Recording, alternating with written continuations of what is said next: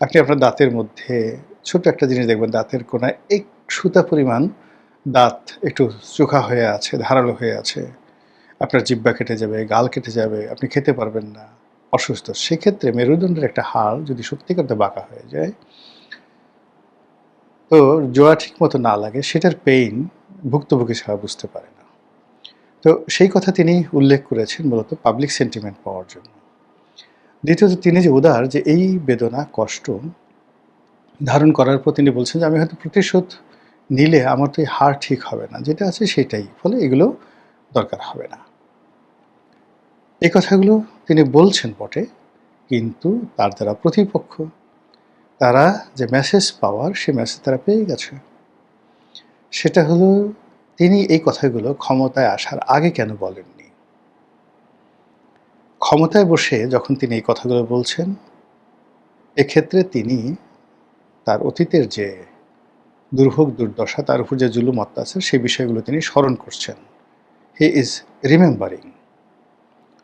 ২ নম্বর হলো যে, মনের মধ্যে যখন এই বিষয়গুলো আপনার স্মরণ হতে থাকে এবং একটার পর একটা দানা বাঁধতে থাকে, তখন প্রধানমন্ত্রী চাইলেই কি, না চাইলেই কি, হিজ বডি, হিজ মাইন্ড কতগুলো রসায়ন করে,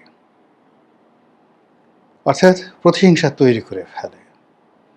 এজন্য মস্তিষ্কের মধ্যে অনেকগুলো, যাকে বলা হয়, রস তৈরি হয়ে যায়। আপনি যখন ইতিবাচক চিন্তা করবেন, তখন এক ধরনের কোষ তৈরি হবে, এক ধরনের রস তৈরি হবে, যেগুলোকে সেল বলা হয়। আর একটা হলো জেল, সেল অ্যান্ড জেল, এটা তৈরি হয়ে যাবে। পজিটিভ চিন্তা করবেন, ফলে আপনার সামনে একটা নেগেটিভ ঘটনা ঘটলেও আপনি হাসতে থাকবেন, আপনি বুঝেন না। আর আপনি যখন সবসময় নেগেটিভ চিন্তা করবেন, তখন আপনার সামনে একটা পজিটিভ ঘটনা ঘটলেও আপনি সন্দেহের দৃষ্টিতে দেখবেন। এজন্য আসলে হয় কি, বড় বড় মানুষগুলো তাদের অতীতকে নিয়ে কখনোই ঘাটাঘাটি করে না। তাদের সঙ্গে খারাপ আচরণ করা হয়েছে না ভালো আচরণ করেছে, একটাও মনে রাখে না। ভালো আচরণও মনে রাখে না, খারাপ আচরণও রাখে না। কেউ এসে স্মরণ করায় দেয় যে, "আমি তো আপনার জন্য এটা কাজ করেছিলাম।" "ও আচ্ছা, তাই নাকি? মনে পড়েছে, মনে পড়েছে। তা এখন আমি কী করতে পারি?" তখন তারা উপকার করে। কিন্তু আপনি যখনই, আপনাকে কেউ বেশি উপকার করলো, সেটাও ধারণ করে রাখলেন।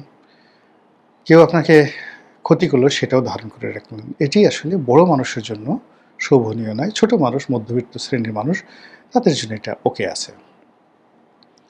তো সেই ক্ষেত্রে তারেক রহমান সাহেবের সঙ্গে যে ঘটনাগুলো ঘটেছে, তিনি আবার এই ক্ষমতায় বসার পরে সেই জিনিসগুলো স্মরণ করছেন। তো স্মরণ করার মধ্যে আবার কিছু ঘটনা কিন্তু ঘটেও গেছে। তিনি এক-এগারো অন্যতম কুশীলব জনাব মাসুদউদ্দিন চৌধুরী, তাকে গ্রেপ্তার করে আনা হয়েছে বা করে গ্রেপ্তার হয়েছেন। তাকে একের পর এক রিমান্ডে নেওয়া হয়েছে এবং তিনি আদালতে এসে বলছে যে, "আমার বয়স এত, আমি আর পারছি না। I cannot survive, আমি আর পারছি না।" এরপর আসলে আর বলা কিছু থাকে না।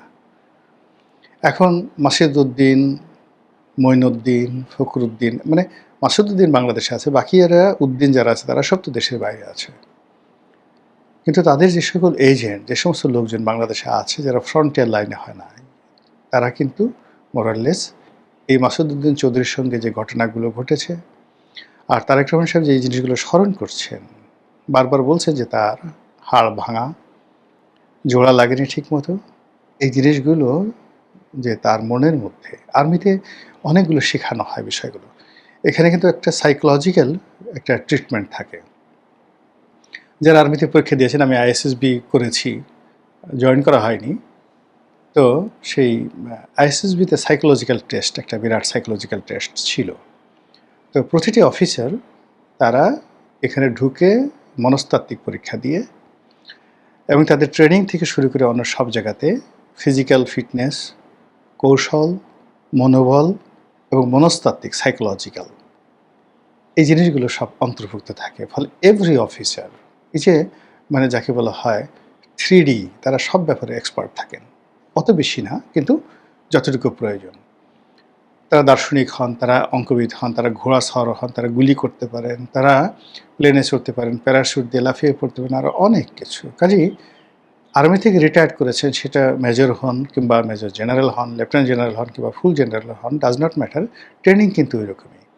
ফলে এই যে জনাব তারেক রহমান সাহেব যে কথাগুলো বলছে, আমরা আমজনতা যতই তালি বাজাই না কেন, তার যারা প্রতিদ্বন্দ্বী রয়েছেন, তার যারা প্রতিপক্ষ রয়েছেন সেনাবাহিনীর মধ্যে, তারা কিন্তু ঠিকই বুঝতে পারছেন হোয়াট ইজ হ্যাপেনিং, কী ঘটছে, আর what is going to be happen, আগামীতে কী ঘটনা ঘটতে যাচ্ছে। আশা করি প্রধানমন্ত্রীর যারা কর্তা ব্যক্তি রয়েছেন, স্বয়ং প্রধানমন্ত্রী, তিনি সতর্ক হবেন কথাবার্তা বলার ক্ষেত্রে। কী করবেন না করবেন সেটা একান্ত তার ব্যক্তিগত বিষয়, কিন্তু কাজ করার আগে যদি মেসেজ চলে যায় প্রতিপক্ষের হাতে, সেক্ষেত্রে তার অনেক কাজে বাধাগ্রস্ত হবে, অনেক ভালো কাজ নষ্ট হয়ে যাবে এবং অনেক মন্দ কাজ আরও বহুগুণ বেড়ে যাবে। মহান আল্লাহ আমাদের সবাইকে হেদায়েত দান করুন এবং হেফাজত করুন। আসসালামু আলাইকুম ওয়া রাহমাতুল্লাহি ওয়া বারাকাতুহু।